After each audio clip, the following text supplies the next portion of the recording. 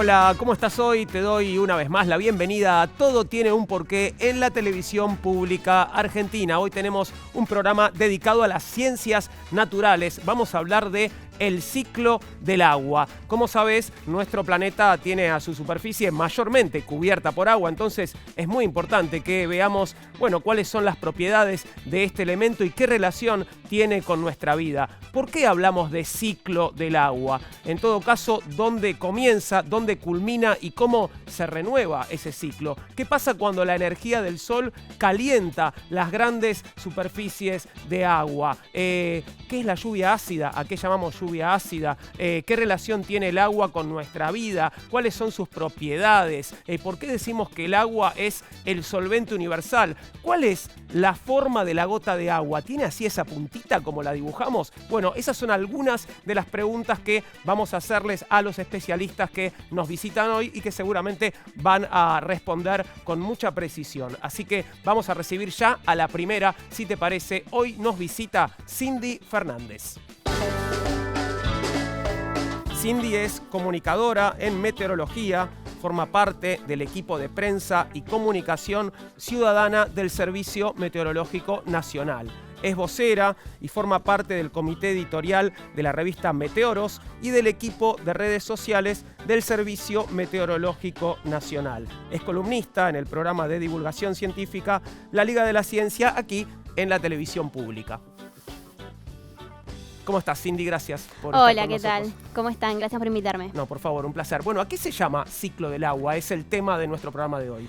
Bueno, el ciclo del agua es algo que existe desde hace millones de años y lo que explica el ciclo de agua es la permanencia y el movimiento del agua en el planeta Tierra. El ciclo del agua contempla al agua en sus tres estados. Estamos hablando del agua en su estado líquido, en su estado sólido y también en su estado gaseoso, ¿sí? El vapor de agua. ¿Y por qué decimos que es un ciclo? Porque no tiene inicio ni final y además el agua donde comienza, donde ingresa en el ciclo es el mismo lugar en el que termina. Este ciclo se repite constantemente, como les dije, explica el agua, el traslado que tienen tanto en la atmósfera como en la superficie de la Tierra y qué es lo que le va pasando a las moléculas de agua. Ahora, ¿se sabe, Cindy, cuánta agua hay en el planeta Tierra? Un montón, la verdad es que imagino. muchísima. No voy a entrar en detalles del océano, que ya sabemos que tiene un montón de agua, pero solamente en la atmósfera, en sus tres estados, tenemos alrededor de 12 billones de toneladas de agua. 12 billones de metros cúbicos de agua. Okay. ¿Sí? Esto, para que se den una idea de cuánta cantidad de agua es, si pudiéramos agarrar todo este agua, condensarlo y acumularlo en la superficie de la Tierra, todo el planeta Tierra tendría una capa de agua de alrededor de 3 centímetros de altura. ¿Sí? El planeta completo. El planeta completo. Así que es muchísima cantidad de agua. Ahora, hablando justamente del agua en la superficie, ¿qué pasa cuando la energía solar calienta las grandes masas de agua? Bueno, la energía solar es lo que pone en movimiento a todo este ciclo, ¿sí? Es el motor que lo hace arrancar. Lo que ocurre es que la radiación solar calienta las moléculas, calienta el agua y las moléculas adquieren energía cinética. Esto quiere decir que se empiezan a mover rápido. Cuando estas moléculas se mueven tan rápido que logran superar a las tensiones que existen entre las moléculas de agua, la molécula pasa a la atmósfera, se escapa del agua líquida y pasa como vapor de agua a la atmósfera. ¿Cómo se denomina ese proceso? Tiene un nombre, ¿no? Sí, claro, es la evaporación. Claro, ¿sí? un nombre que conocemos. Claro, y esta evaporación está continuamente ligada a la temperatura. Cuanto mayor temperatura tengamos, más rápido será el traspaso de estas moléculas, desde el agua líquida hasta la atmósfera.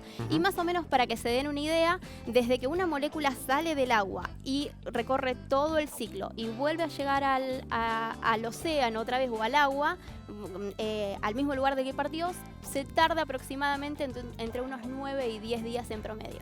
Eso es lo que dura, digamos, el ciclo del agua. Todo el ciclo, ¿sí? O por supuesto, no es igual en todas partes del mundo, porque como yo les dije, está ligado a las temperaturas. Hay lugares donde esto es un poquito más veloz y hay lugares donde es un poco más lento, pero en promedio alrededor de unos 9-10 días. ¿Y qué ocurre con ese vapor de agua, Cindy? Bueno, viaja, ¿sí? El vapor de agua sube y se desplaza, va el vapor de agua, una vez que sale del cuerpo de agua, pasa a ser parte del aire. El aire podemos tener aire seco, que no contiene vapor de agua, y aire húmedo, que es el aire, la porción de aire que tiene vapor de agua. Este aire se va a ir trasladando, va a ir moviéndose, lo más probable es que ascienda, ¿sí? Cuando hay evaporaciones, generalmente hay ascensos, bueno, y va a empezar a desplazarse por la atmósfera. Incluso este vapor de agua puede llegar hasta otros continentes, puede viajar muchísimos kilómetros. Ese es el proceso o son algunos de los procesos que se producen con la ascensión del vapor de agua. Sí, la evaporación, generalmente se producen ascensos de aire, ¿sí? Y este vapor de agua empieza a viajar, a trasladarse hacia arriba, pero también se desplaza hacia los costados, no solamente va hacia arriba. ¿Y en qué consiste la convección, Cindy? Bueno, es uno de los procesos que ocurre en la atmósfera de ascensos de aire. Hay básicamente 3 procesos principales que producen ascensos de aire. Tenemos la convección, tenemos el encuentro de las masas de aire y tenemos la orografía, perdón. Okay. Sí, el efecto de las montañas en general. Eso te iba a preguntar, claro, ¿por qué no? Digamos, hay incidencia de la presencia o ausencia de montañas, digamos, tiene un rol en este proceso.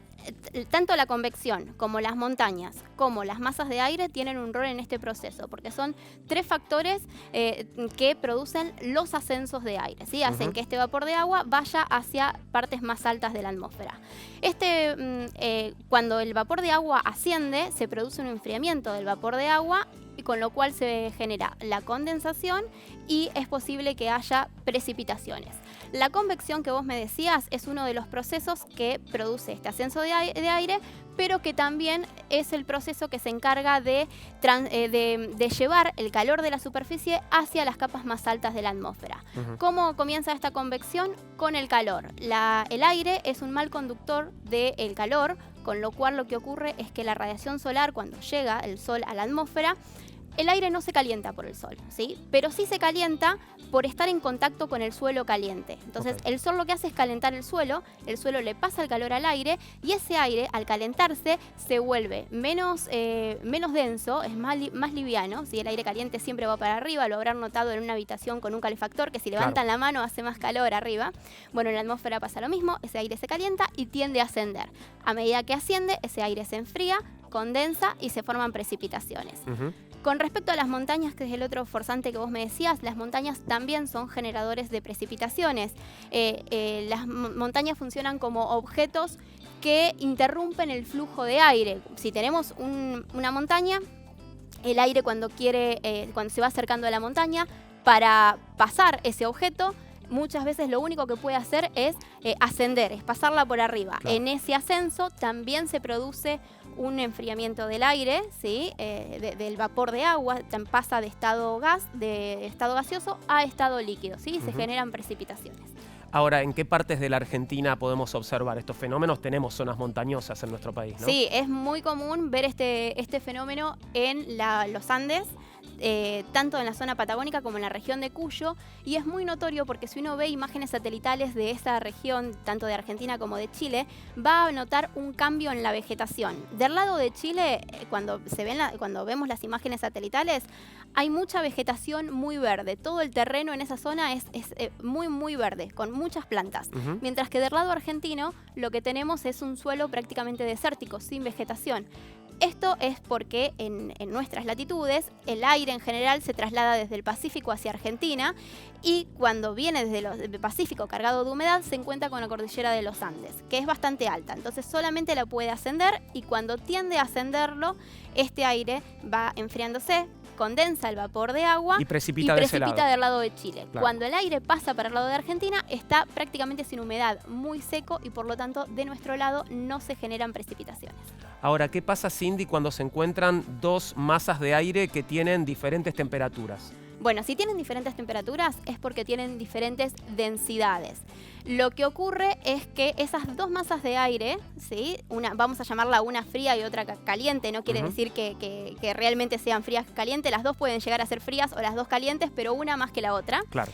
estas dos masas de aire lo que va a ocurrir es que no se van a mezclar. Es medio difícil pensarlo con aire, ¿sí? Pero lo podemos pensar con los líquidos. Siempre hablamos de el agua y el aceite que no se mezclan. Podemos pensar que una masa de aire es de agua líquida y la otra es de aceite. Lo que va a ocurrir es que la más densa va a tender a posicionarse por debajo de la otra y la va a ir levantando.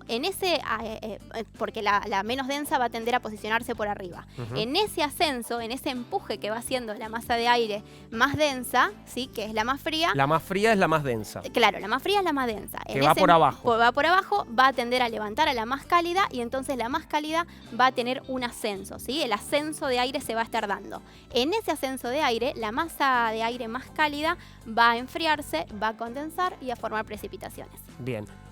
¿Y qué pasa, Cindy, cuando el vapor de agua llega a las capas más altas de la atmósfera? Bueno, esto que yo les decía es un gas y por propiedades de los gases, cuando más arriba va, menor presión hay. Los gases tienden a expandirse y a enfriarse. Entonces, en ese enfriamiento lo que va a ocurrir es que el vapor de agua va a pasar a estado líquido, a formar pequeñas gotitas de agua y estas gotitas de agua son lo que componen a las nubes. Bien, las nubes, dijiste, y tenemos justamente un informe que nos presenta a las nubes y a esa gran variedad de nubes que estamos a punto de conocer. Las nubes son masas que se componen de cristales de nieve o gotas de agua de tamaño microscópico y están suspendidas sobre polvo atmosférico. La Organización Meteorológica Mundial establece que hay 10 tipos de nubes. Un primer conjunto son las altas. Dentro de esta categoría están los cirros, que son blancas, transparentes y compuestas de cristales de hielo, con aspectos de filamentos largos y delgados. También están los cirrocúmulos, que se ubican en las capas altas del cielo y se organizan horizontalmente, formadas a partir de cirrostratos, cuando éstas son calentadas suavemente desde abajo, lo que provoca que el aire se eleve y se meta dentro de la nube. Un segundo conjunto son las nubes medias, que se componen por dos tipos. Los altocúmulos, como se denomina a las masas globulares o arrollamientos en capas o parches, con formas de copo de tamaño mediano y estructura irregular. El segundo tipo son los altoestratos, que se caracterizan por tener capas delgadas con algunas zonas densas. En la mayoría de los casos es posible visualizar el sol a través de la capa de nubes. Su aspecto es el de una gran lámina usualmente grisácea uniforme. Un tercer conjunto son las nubes bajas, compuesto por nimbostratos, estratocúmulos y estratos. Los nimbostratos se caracterizan porque tienen capas uniformes, generalmente de color gris oscuro. Siempre precipitan, con lluvias que suelen ser continuas y no muy intensas. Son nubes típicas de lluvia de primavera y verano. En cuanto a los estratocúmulos, son grandes, de masas redondeadas, en grupos, alineadas o en ondas. Estas presentan zonas con diferentes intensidades de gris. El último tipo de nubes bajas son los estratos, que tienen la apariencia de un banco de neblina grisáceo sin que se pueda observar una estructura definida o regular. Finalmente, el último conjunto que establece la Organización Meteorológica Mundial son las nubes de desarrollo vertical, ya que ocupan distintas altitudes. Estas son los cúmulos y los cumulonimbos. Los primeros tienen un notable desarrollo vertical, bordes claramente definidos y un aspecto que a menudo se describe como algodonoso. Los cúmulos pueden formarse solos, en filas o en grupos. Los cumulonimbos, por su parte, tienen gran tamaño y apariencia masiva con un desarrollo vertical muy marcado y se asemeja a un hongo. Presenta una estructura lisa o ligeramente fibrosa, donde se observan diferentes intensidades del color gris o cerúleo. Estas nubes pueden tener en su parte superior cristales de hielo de gran tamaño. Los cumulonimbos son las nubes típicas de las tormentas intensas. Además de estas clasificaciones científicas, existe la imaginación popular, que permite que hombres y mujeres de todo el mundo sean capaces de ver formas asombrosas en las nubes. Ahí teníamos, bueno, los distintos tipos de nubes que conocemos. Ahora, Cindy, ¿por qué se mueven las nubes? Porque la atmósfera no está quieta, ¿sí? Las nubes, como les dije, están formadas por pequeñas gotitas de agua que están en suspensión en el aire y por lo tanto si el aire se mueve van a estar moviendo a las nubes también. El aire se está moviendo principalmente porque las distintas superficies del planeta Tierra se calientan de distinta forma. Entonces, si en algún lado del planeta el aire está ascendiendo, sube, en algún otro lado va a tener que bajar. Y donde ese aire subió, abajo, ¿sí? Cerca de la superficie, no puede quedar un vacío, con lo cual ese lugar que ocupaba el aire que subió va a ser llenado por aire de los alrededores. Y todo esto pone en movimiento a esta máquina gigante que es la atmósfera. Un poco ya nos lo habías dicho, pero volvamos al punto de cómo se desencadena la lluvia. Bueno, se desencadena gracias a la gravedad, podríamos decir, ¿sí? Tiene mucho que ver la gravedad en las precipitaciones. Si pudiéramos agarrar una porción de nubes, de una nube, lo que encontraríamos, si la miráramos así con mucho detalle y al microscopio, lo que encontraríamos ahí serían las gotitas de agua que les mencioné, que es lo que vemos de la nube, vapor de agua, que es invisible a nuestros ojos, ¿sí? Esto lo voy a aclarar por las dudas. Las nubes no son solamente vapor de agua, sino que son gotitas de agua líquida, que es lo que lo vemos. Lo que vemos son gotitas de agua. Eso algodonoso de algunas nubes, eso son gotitas de agua. Por ejemplo, esta habitación o la habitación o el cuarto en el que están los televidentes está repleta de vapor de agua, ¿sí? Porque es una parte del aire y no lo vemos al vapor de agua. Las nubes son pequeñas gotitas de agua líquida, por eso la vemos. Pero también es cierto que hay aire alrededor de estas gotitas que tienen vapor de agua, y también hay algo que es fundamental, que son aerosoles. Los aerosoles son partículas muy diminutas, sólidas, que es lo que permite que el vapor de agua condense. A ver, ¿por qué estoy haciendo hincapié en esto? Porque ustedes se dieron cuenta, quizás, que cuando se bañaron, si hay mucho vapor en el aire, el vapor no se forma en el aire del baño, se forma sobre los azulejos. Claro, se empaña el espejo. Exacto. Para condensar se necesita una superficie sólida, ¿sí? Y en la atmósfera, estos pequeños aerosoles, que los meteorólogos los llamamos núcleos de condensación, es lo que actúan como estas partículas sólidas, donde se van a ir acumulando las moléculas del vapor de agua para llegar a hacer la pequeña gotita de agua. Son mini sólidos. Son extremadamente pequeños, no se ven prácticamente a simple vista. Estos aerosoles, ¿qué son? Por ejemplo, son la sal del mar que se desprende y sale volando, es polvo, es el hollín, productos de la contaminación. Todo esto son los aerosoles que yo les comentaba.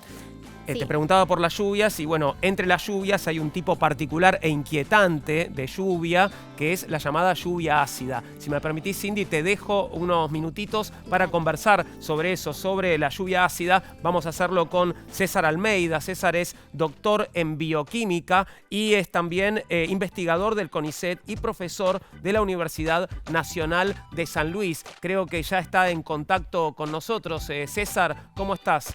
¿Todo bien? Hola Juan, ¿todo bien? Buen día.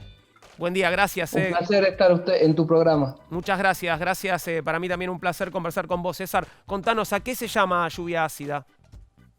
Bueno, mira, los científicos utilizamos una medida de acidez que se llama pH. ¿Está bien? Por lo general, el agua de lluvia tiene un valor de pH 5,6. ¿Está bien? Es lo normal. Sin embargo, cuando este valor de acidez comienza a bajar, si baja el pH, nosotros empezamos a hablar que tenemos lo que se conoce como una lluvia ácida. Sí. ¿Y por qué se produce la lluvia ácida, César? Bien. Las nubes, ¿sí?, comienzan a incorporar en su composición diferentes tipos de gases. Por lo general, lo que incorporan es el dióxido de carbono. Bien, sí, que viene de la descomposición natural de la materia orgánica.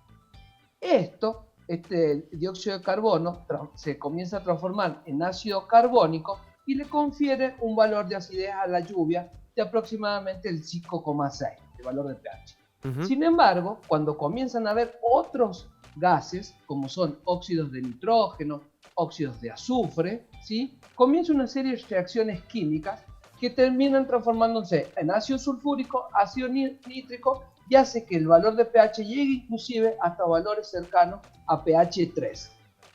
¿Y cuáles son las consecuencias de la lluvia ácida, César?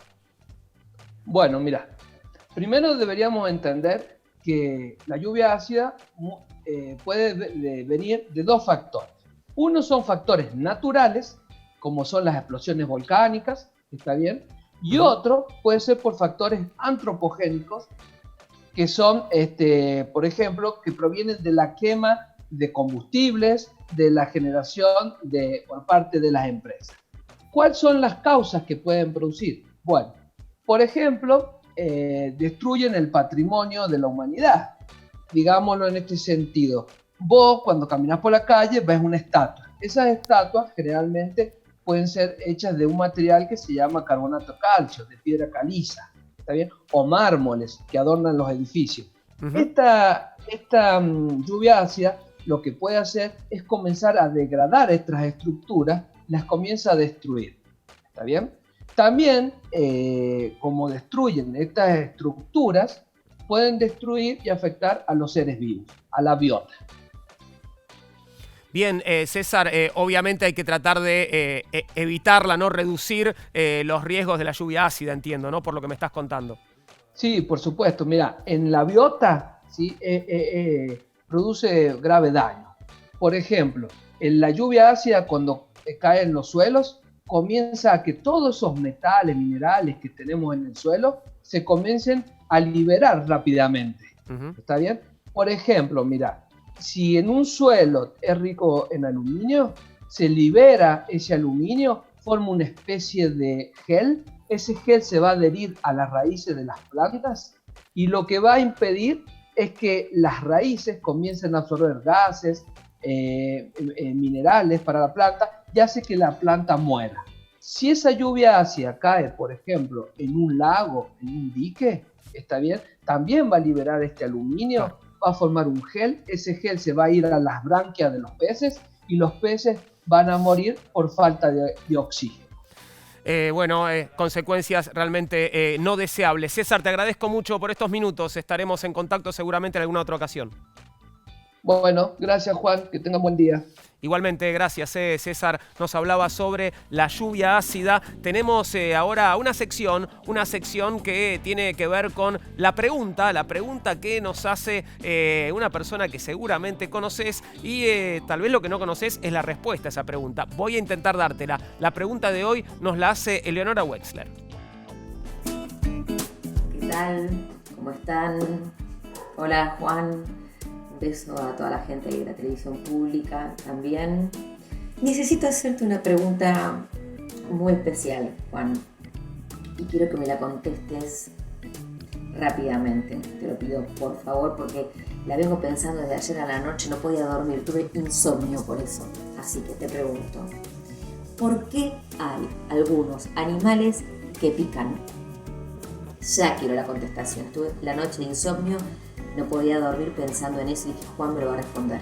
Beso.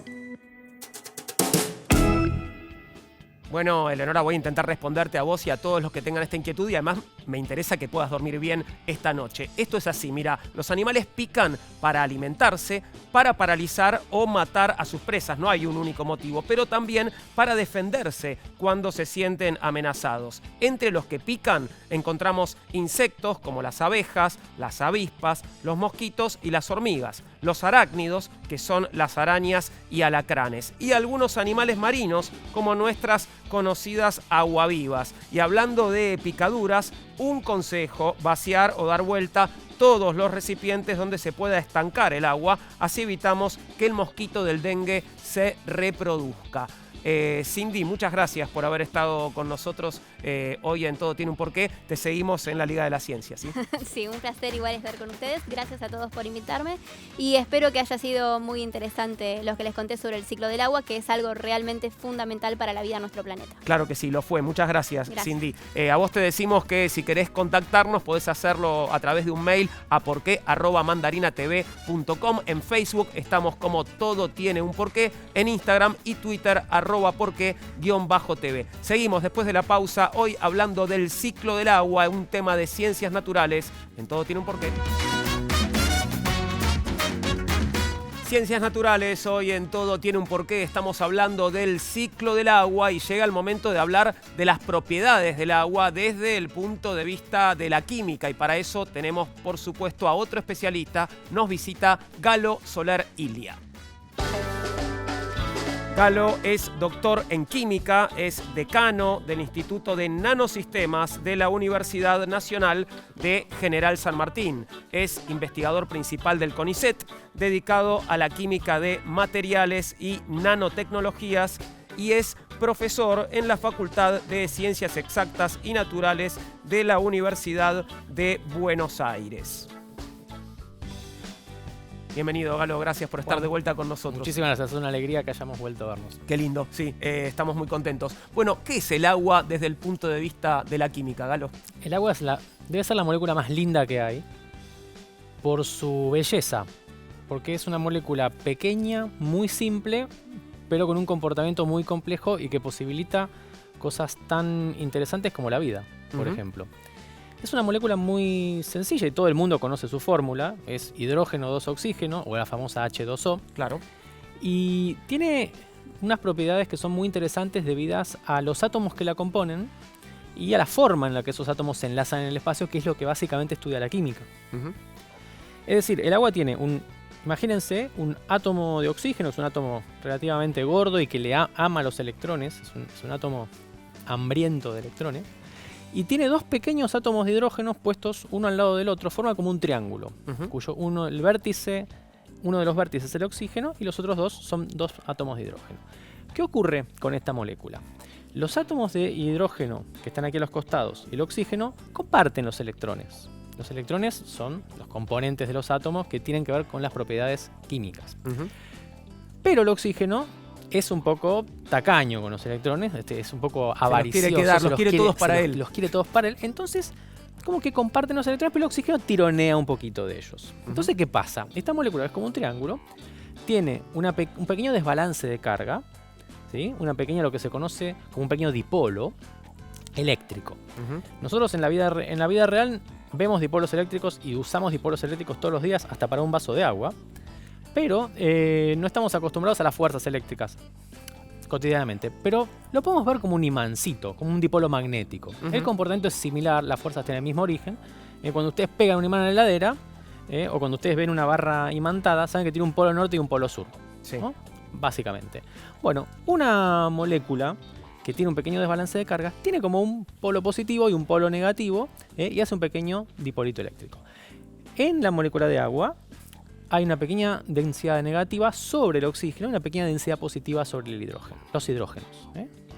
Es como un triangulito cuya parte superior es negativa y cuya parte inferior es positiva. Esto hace que la molécula se pueda orientar en un campo eléctrico, o que si se ven dos moléculas de agua se puedan orientar relativamente una con otra. El oxígeno mira para este lado en esta molécula mira para este lado y se enganchan cabeza con cola.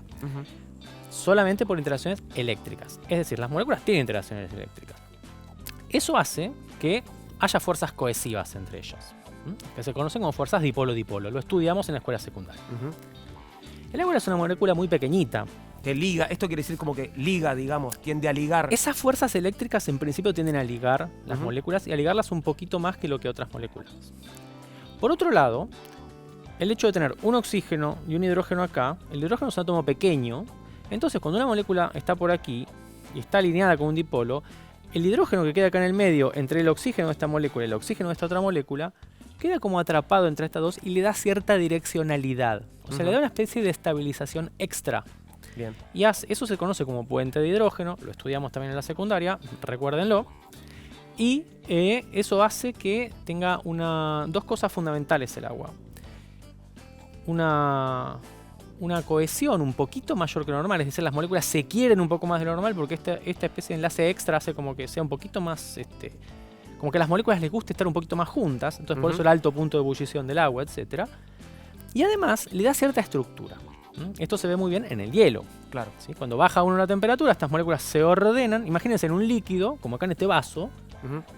En este vaso las moléculas de agua ruedan, rotan, giran, se toman. ¿Sí? Y ruedan unas sobre otras en un líquido. En un sólido las moléculas tienen posiciones fijas.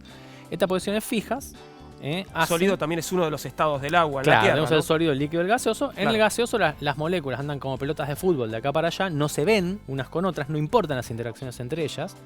¿Sí? Entre cada molécula hay más o menos unos 10, 12, 20 diámetros moleculares, no se sienten. En un líquido las moléculas están juntas una al lado de la otra.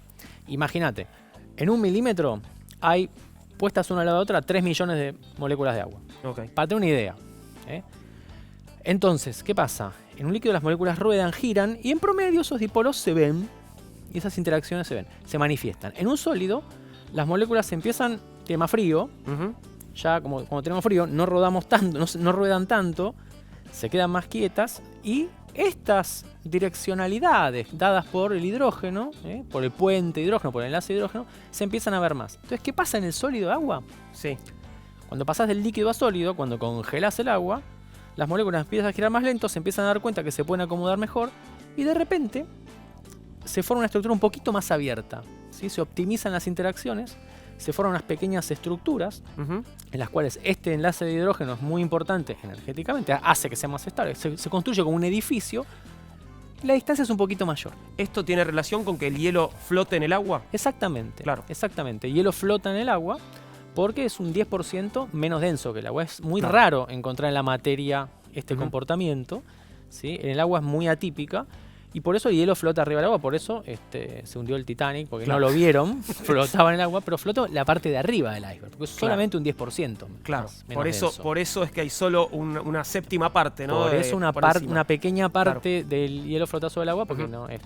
Tenemos un informe, Galo, que cuenta justamente, especula sobre la posibilidad de qué pasaría si se derritieran los icebergs. Veamos el informe. Vamos a ver.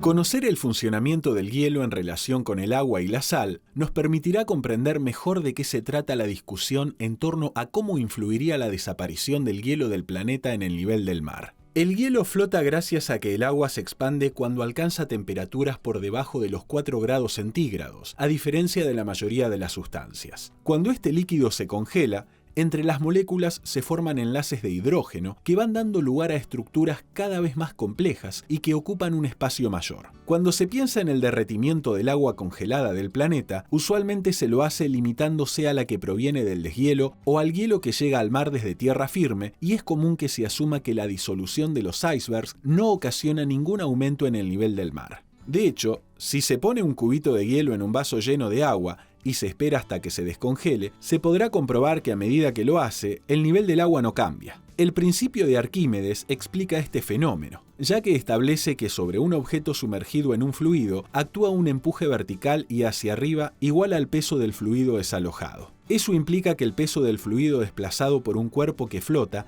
es igual al peso de dicho cuerpo. Por consiguiente, en este caso, el nivel del líquido no debería modificarse. Pero como los icebergs flotan en agua salada, hay que analizar qué ocurre cuando se realiza el mismo experimento del vaso, pero con agua con sal. En ese caso, se podrá observar que un cubito de hielo de 10 gramos desplazará un volumen un poco más pequeño, de unos 9,7 centímetros cúbicos. Por lo tanto, el cubito se verá sobresalido. Al derretirse, añadirá al líquido sus 10 centímetros cúbicos de agua, así que el volumen crecerá alrededor de un 2,6%. En consecuencia, aumentará el nivel del agua. Este efecto será más marcado cuanta más sal contenga inicialmente el agua. Cuando se usa este razonamiento para analizar la fusión de los icebergs, podemos observar que estas masas se componen fundamentalmente de agua dulce. La sal marina no se incorpora a la red cristalina durante la congelación, sino que casi toda ella acaba en el medio marino. De esta manera, si se derritiera todo el hielo que flota en los océanos, cambiaría el nivel del mar. El resultado sería un aumento de 4 centímetros, con consecuencias graves tanto para el clima en la Tierra como para la estructura del océano y su delicado equilibrio. Así que esperemos que no suceda. Galo, ¿por qué se dice que el agua es un solvente universal? Bueno, justamente, al ser una molécula muy pequeña que tiene este dipolo, los químicos muchas veces decimos que las sustancias similares se disuelven entre sí. Entonces, por ejemplo, el agua, como se vio bien en el informe, en el mar, por ejemplo, puede disolver las sales. ¿Por qué? Porque las sales están formadas en general, por ejemplo, cloruro de sodio está formado por un ion cloruro y un ion sodio, que son especies cargadas eléctricamente. El agua, como es dipolar, puede ponerse alrededor de estas especies, puede apuntar con sus dipolos hacia estas especies y las puede ayudar a salir de su red, a disolverlas. Por eso se dice que es un solvente universal. Tenemos un informe que da cuenta también de, qué rol cumple el agua en relación a la vida, ¿no? A todos los seres vivos en este planeta. Veámoslo. El ciclo del agua tiene una importancia fundamental para la vida en la Tierra. De hecho, los procesos metabólicos de todos los seres vivos participan de él por medio del consumo y eliminación de este líquido. Las plantas tienen una función primordial, ya que aportan un 10% del agua que contiene la atmósfera. Al igual que ocurre con los animales, en los vegetales la transpiración es el proceso natural de regulación de la temperatura, que permite que los organismos expulsen agua en forma de vapor, ya sea por medio de las glándulas sudoríparas de la piel o de las hojas. El agua constituye entre el 70 y el 80% del cuerpo de todos los seres vivos, lo que la vuelve imprescindible para la realización de los procesos vitales. Así, gracias a que es un diluyente universal debido a su capacidad para unirse a moléculas de características muy diferentes, tiene una función disolvente de sustancias. El agua también es responsable de la función bioquímica, ya que es el medio en el que transcurren los procesos metabólicos. Pero además, participa activamente en muchas reacciones, siendo reactivo o resultado de las mismas. Ella se forma como producto en muchas transformaciones del metabolismo, como la respiración, y tiene una importancia fundamental en la fotosíntesis. En los organismos superiores, participa en la digestión de los alimentos. Otra destacada función que tiene para la vida es su enorme amplitud para transportar elementos, lo que ocurre como consecuencia directa de su capacidad disolvente. Esta característica nos permite incorporar nutrientes y eliminar los productos de desecho a través de las membranas celulares o distribuirlas en el organismo, ya sea que ocurra por medio de la sangre, la linfa o la savia. El agua también tiene una función estructural, porque participa a nivel molecular hidratando macromoléculas, lo que les confiere estabilidad. A escala celular y orgánica, brinda consistencia a las células y a muchos tejidos y órganos, o incluso al cuerpo entero de animales y plantas. Todo ello es consecuencia de la elevada fuerza de cohesión entre sus moléculas, que es posible gracias a los puentes de hidrógeno que la componen. De esta forma, se mantiene en la columna de agua que es la savia bruta en el interior de la xilema, o la forma del ojo, lleno de los humores vítreo y acuoso, que esencialmente son agua. Finalmente, tiene una función termorreguladora. Esto ocurre porque los líquidos internos, como la sangre de los vertebrados, tienden a mantener constante el equilibrio de temperaturas en el interior del cuerpo, calentando las partes más frías, como la piel, y enfriando aquellas más calientes, como el hígado y los músculos. Todos los seres vivos precisamos del agua para sobrevivir. Por eso, sin ella, la vida en la Tierra tal como la conocemos no hubiera surgido nunca. Vuelvo, Galo, sobre dos conceptos, la cohesión y la adhesión, propiedades ambas del agua, ¿no? ¿Cómo se relacionan con eso que llamamos capilaridad? ¿Y qué es? Perfecto. Bueno, justamente, la cohesión, ya lo dijeron en algunos de los informes, es la tendencia que tiene el agua a juntarse consigo misma justamente por esas interacciones atractivas entre las moléculas. La interacción es entre dipolo y los puentes de hidrógeno. Y la cohesión... Esa es la cohesión, perdón. Y la adhesión es lo que le ocurre al agua cuando está en contacto con alguna otra superficie. Por ejemplo, si vos pones una gotita de agua sobre vidrio, vas a ver que se desparrama, ¿verdad? Bueno, ¿qué quiere decir eso? Que las moléculas de agua, cuando las estás poniendo sobre el vidrio, empiezan a elegir energéticamente si les conviene interactuar entre sí mismas, o sea, si tener una cohesión, o si adherirse a la superficie. Bien. Muchas de las superficies, como el vidrio, por ejemplo, son superficies polares también. Esto hace que el agua se desparrame. En los vasos de los árboles, por ejemplo, sucede que uno tiene pequeños vasos formados por carbohidratos, por juegos de proteínas y carbohidratos, que son muy afines con el agua. Entonces esto hace que el agua se adhiera bien y que empiece a subir lo que se conoce como presión capilar. Si uno pone un tubito de vidrio, por ejemplo, en un vaso, va a ver que el agua sube. Claro. Eso se conoce como presión capilar. ¿Por qué? Porque uno tiene la fuerza de gravedad que hace que el agua vaya hacia abajo, pero uno tiene que la adhesión del agua a las paredes del vidrio hace que el agua suba. El mismo fenómeno está en los árboles. Y cuanto más chiquitos los vasos, más alta es la presión capilar. De hecho, si vos tenés dos vidriecitos y los pegás con una gotita de agua, cuando los quieras despegar va a ser muy difícil. La presión más o menos que hay ahí es más o menos la presión del neumático de un auto. O sea, es una fuerza bastante fuerte por unidad de área. ¿Y en qué fenómenos de la vida cotidiana podemos observar esta propiedad? Tenés un montón de fenómenos. Y tenés un montón de fenómenos inversos. Hay superficies con muy poca adhesión. Por ejemplo, ciertas hojas de ciertas plantas, al revés, tiene una superficie que es repelente al agua. Tiene unos pinches formados por ceras. Esas ceras no son compatibles con el agua, entonces se forman gotitas redondas. Es muy bonito en ciertas plantas acuáticas. Ese efecto se aplica en alas de aviones y aspas de helicópteros para evitar que se forme hielo. los ingenieros hacen ese tipo de superficies que imitan la naturaleza, por ejemplo. Interesante. Si me permitís, Galo, voy a tener un contacto ahora con Jonathan Pérez. Jonathan también, bueno, ha estado varias veces en contacto con nosotros, es licenciado en Ciencias Físicas y va a hablarnos de algo que, bueno, viene a cuento de lo que veníamos conversando con Galo y algo que me despierta mucha curiosidad, porque, bueno, todos dibujamos una gota de agua alguna vez, ¿no? Y la dibujamos con esa puntita arriba y redondeada abajo, pero ¿cuál es la forma de las gotas de agua? ¿Será esa realmente? Esa es mi primera pregunta, pero primero te saludo, Jonathan. ¿Cómo estás? ¿Todo bien? Hola, ¿qué tal, Juan? ¿Cómo va? Muy bien, gracias. Gracias por estar en contacto con nosotros. Jonathan, No, gracias a ustedes. ¿cómo es la forma de la gota de agua?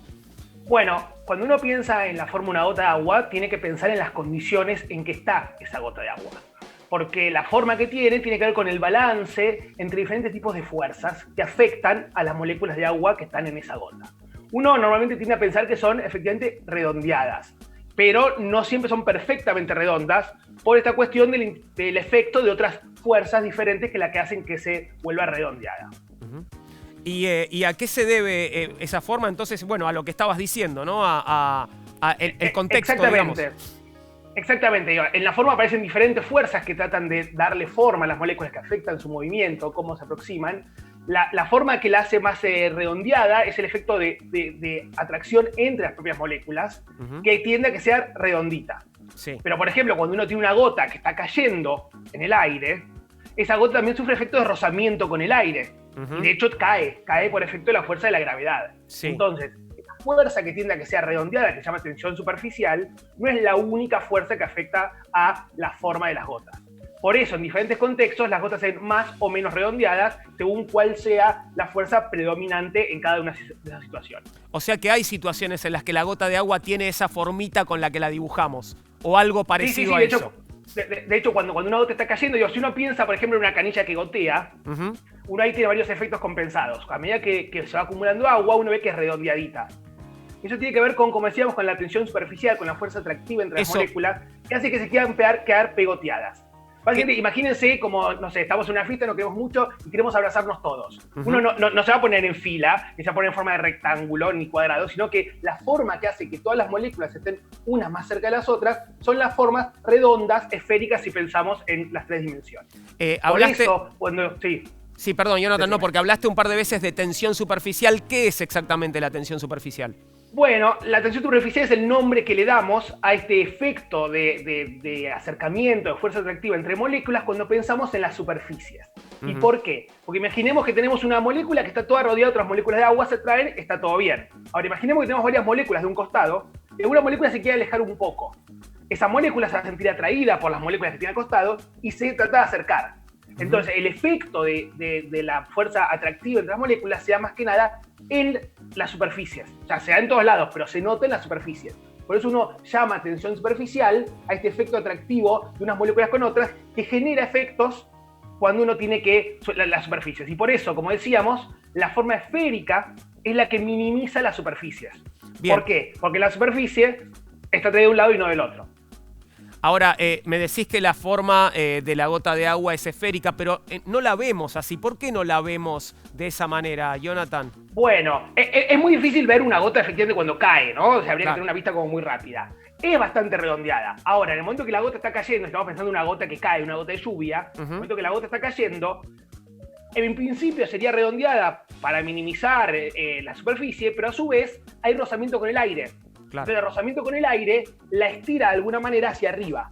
Por eso uno ve como que la gota está como un piquito hacia arriba y con un frente y de esa forma como que está medio deformada. Eso no, tiene que ver con que hay rozamiento con el aire que le afecta a la forma a medida que va cayendo. Jonathan, ¿y qué tamaño tiene una gota de agua?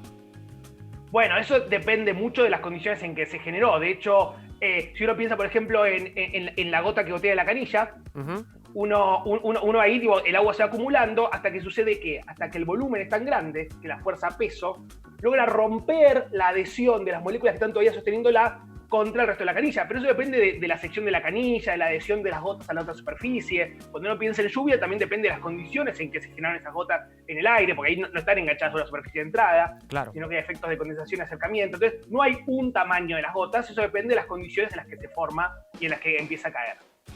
Buenísimo, Jonathan, muchas gracias por esta comunicación. Seguramente volveremos a vernos pronto en esta temporada. No, gracias a ustedes. Muchas gracias, Jonathan.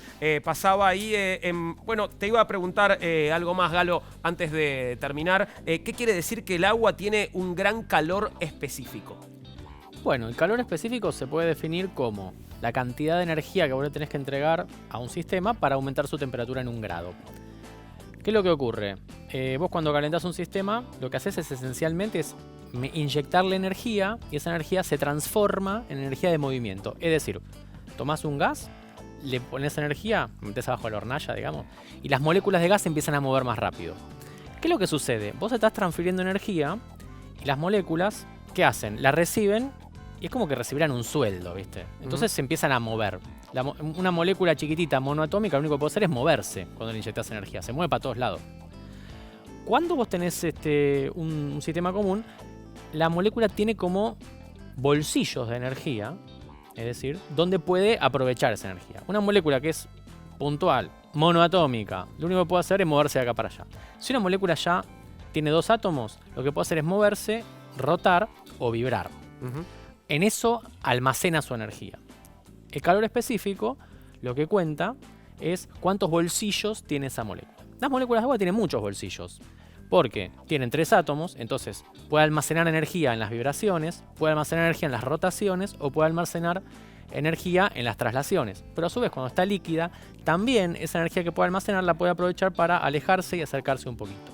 Entonces el agua tiene un calor específico alto porque puede almacenar un montón de energía. Es decir, le inyectas mucha energía y aumenta poco su temperatura. Bien, clarísimo. Vamos a hacer una pequeña pausa. El ciclo del agua es el tema que nos ocupa hoy en Todo Tiene un Porqué. Ya venimos.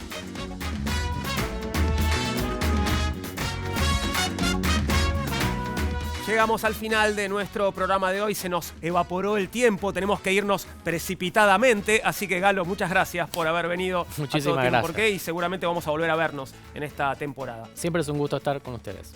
Para nosotros recibirte. Gracias, Galo. Gracias. Y a vos te esperamos, claro, en nuestro próximo programa, cuando nos haremos más preguntas y buscaremos nuevas respuestas, pero sobre otros temas, porque ¿sabes qué?